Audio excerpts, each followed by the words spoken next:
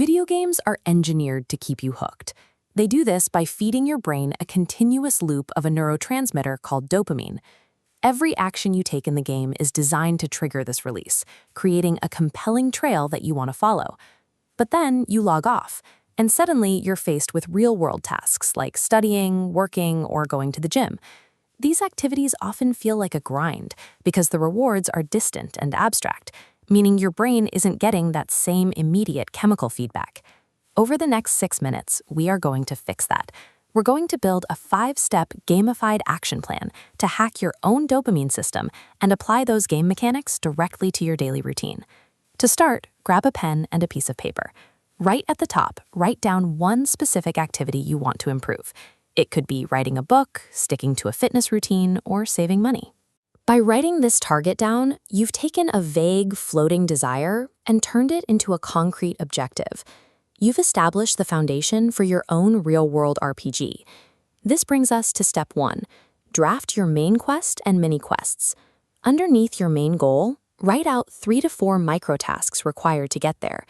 If your goal is writing a book, your micro-tasks are outlining a chapter or writing 1,000 words. Games rarely send you straight to the final dragon. They have you start by finding stolen jewelry or helping a wizard. Every time you finish one of these small tasks, you get a sense of accomplishment. This localized loop of action and reward gives you the momentum to keep going. Step 2. Build your XP bar. Next to your mini-quests, draw a progress bar. Games never say you're a fraction of a percent toward the final level. They show exactly how close you are to the next milestone. Visible progress prevents you from losing motivation. You have to physically track your daily actions. When you write your 500 words or skip that $10 coffee, mark it down on your page. This makes your progress undeniable. Breaking tasks into visible micro-steps creates a tight cycle of effort and payoff. You turn a distant, overwhelming goal into a series of highly achievable wins. Now for step 3, select your loot. Look at your mini-quests and assign a specific prize for completing them. Look where most fail. On the left, someone eats healthy for a week, then rewards themselves with an entire cake. The reward erases their progress. On the right, video games reward defeating an enemy with a stronger sword to defeat bigger enemies. Real-world rewards must enhance your gameplay. If you save $500, don't blow it on a phone you don't need. Invest it so it generates more income. If you run consistently for a month, reward yourself with better running shoes so the next month feels easier. Aligning your rewards with your ultimate goal ensures that the dopamine hit from finishing a task actually fuels your next cycle of productivity instead of destroying it.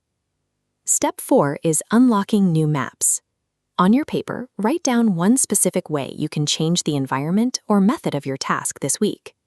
If a game forces you to repeat the exact same level over and over, you stop playing. The human brain craves variety. You have to introduce novelty into your routine.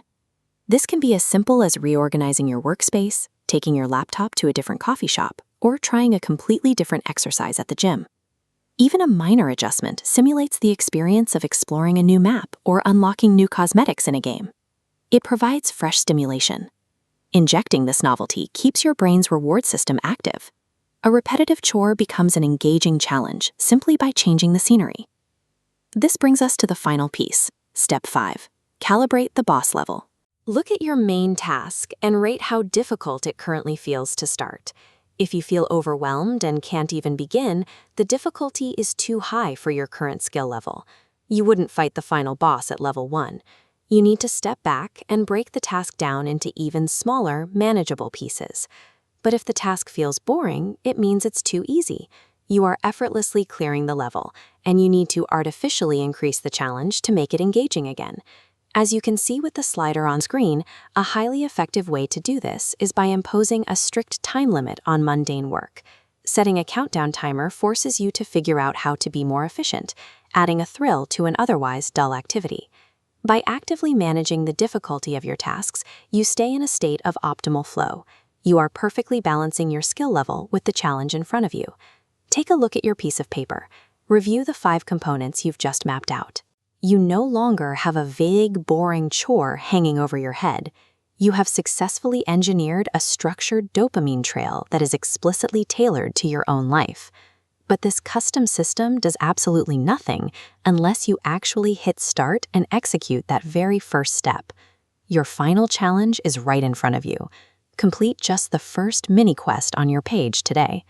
By mastering these 5 mechanics, you possess a reliable framework to approach any real-world obstacle. You are ready to level up your routine, one task at a time.